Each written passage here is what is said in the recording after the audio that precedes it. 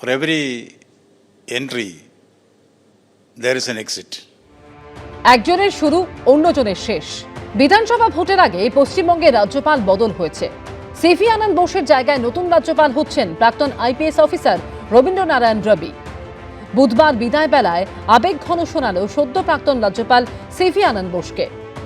I really enjoyed my 3.5 years with the people of Bengal, with this great land, its great culture.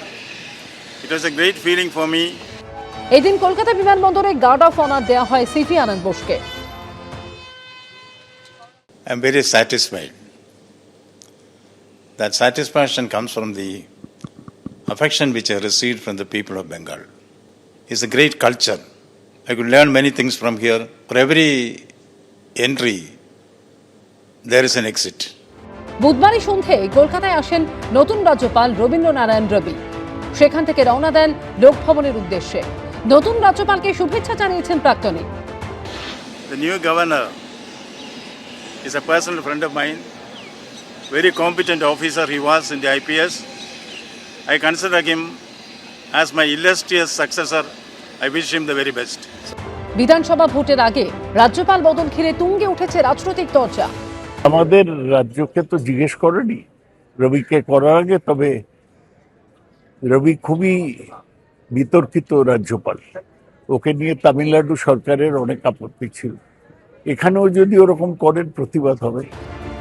বৃহস্পতিবার নতুন রাজ্যপালের শপথ গ্রহণ অনুষ্ঠান। রুমা পাল ও হিন্দলদের রিপোর্ট, এবিপি আনন্দ, কলকাতা। বিধানসভা ভোটের আগে ফের শিরোনামে হুমায়ুন কবির। জলাজমি ভরাট করে বাড়ি তৈরির অভিযোগে আমজনতা উন্নয়ন পার্টির চেয়ারম্যান হুমায়ুন কবিরের স্ত্রীর বিরুদ্ধে এফআইআর রুজু করেছে পুলিশ। বুধবার তাকে শক্তিপুর থানায় তলব করা হয়েছিল, কিন্তু হাজিরা দেননি হুমায়ুন কবিরের স্ত্রী মীরা সুলতানা। জলাজমি বুঝিয়ে বাড়ি তৈরির অভিযোগে সম্প্রতি হুমায়ুন কবিরের স্ত্রীকে নোটিশ পাঠায় রাজ্যের ভূমি ও ভূমি সংস্কার দফতর। অভিযোগ, বেলডাঙ্গা 2 নম্বর ব্লকের নারকেল বাড়িতে হুমায়ুন কবিরের যে বাড়ি রয়েছে তার নিয়ম না মেনে জমির চরিত্র পরিবর্তন করে তৈরি করা হয়েছে। এ নিয়ে হুমায়ুন কবিরের স্ত্রীকে তলব করে রাজ্যের ভূমি ও ভূমি সংস্কার দফতর, কিন্তু হুমায়ুন কবিরের স্ত্রী সেখানে হাজিরা দেননি। এরপরই শক্তিপুর থানায় অভিযোগ করে ভূমি ও ভূমি সংস্কার দফতর। সেই অভিযোগের ভিত্তিতে হুমায়ুন কবিরের স্ত্রীর বিরুদ্ধে এফআইআর রুজু করে পুলিশ। নিজেই মমতা ব্যানার্জি ইডির কাজে হস্তক্ষেপ করে নিজেই সুপ্রিম কোর্টের কাছে ডাকাতি কেস খেয়েছে একটা পুলিশ মন্ত্রী, রাজ্যের মুখ্যমন্ত্রী। কাজেই তার পুলিশ প্রশাসন অতিরঞ্জিত হয়ে, উৎসাহিত হয়ে, কেন 20 বছর আগে যে ল্যান্ডের উপরে বাড়ি আছে, যেখানে আমি 18 বছর ধরে সেই বাড়িতে বসবাস করছি, 4 শতক জায়গা, এসব করে হুমায়ুন কবিরকে রোখা যায়?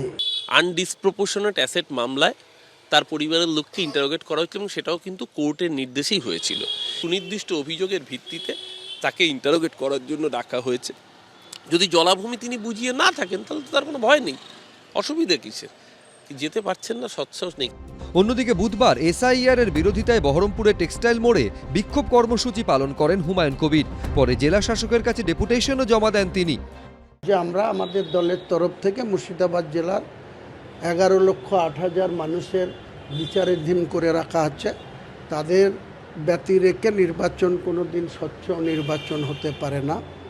কাজে ইলেকশন কমিশন তাদের স্বচ্ছতা, নিরপেক্ষতা বজায় রাখতে গেলে এই সমস্ত ভোটারদের নাম তোলার দাবিতে আমরা প্রতিবাদ করতে এসেছি। তাতে পুলিশ আমাদের পারমিশনের দরকারও নেই, আর পুলিশ পারমিশন দেবেও না।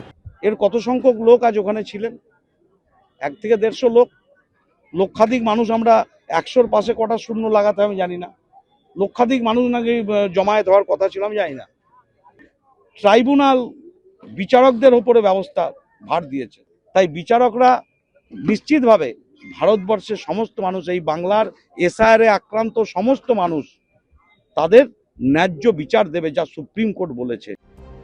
স্ত্রীকে পুলিশের তলব নিয়ে আদালতের দ্বারস্থ হবেন বলে জানিয়েছেন হুমায়ুন কবির। পার্থপ্রতিম ঘোষ, রাজীব চৌধুরী, এবিপি আনন্দ। এবিপি আনন্দ, এগিয়ে থাকে, এগিয়ে রাখে।